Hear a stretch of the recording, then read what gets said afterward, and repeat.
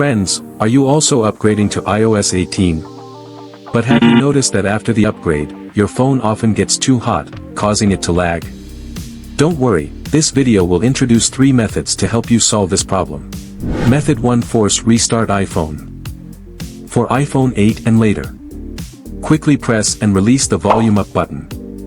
Then do the same thing with volume down button. Press and hold the side button until you see the Apple logo. Now your iPhone will restart and you can use it as a fresh iPhone. Method 2. Remove app. You don't need to fix iPhone overheat. When you have too many apps on your phone, it can slow down your device and cause it to overheat. So, try deleting some apps you don't need to reduce the load on your phone. Press the app and remove it. And you also can delete the widgets. Method 3. Downgrade from iOS 18 to iOS 17 with iMyFone Fixppo. Step 1. Download iMyFone Fixppo from the bio in the descriptions below and launch Fixppo, then choose the iOS upgrade/downgrade from the interface. Step 2. Click the iOS downgrade to downgrade from iOS 18 beta to iOS 17.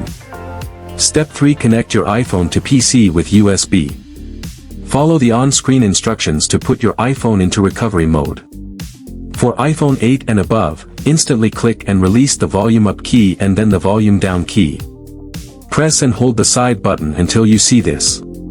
Step 4. Fixppo will detect your iPhone system and show you the available iOS firmware version to download and downgrade.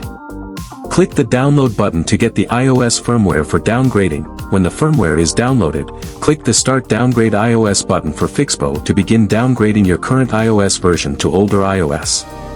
In a few minutes, the downgrading process will be complete. After successfully downgrading, you can get back to the stable system you had before and won't face overheating issues anymore. Alright, that's it for today's video.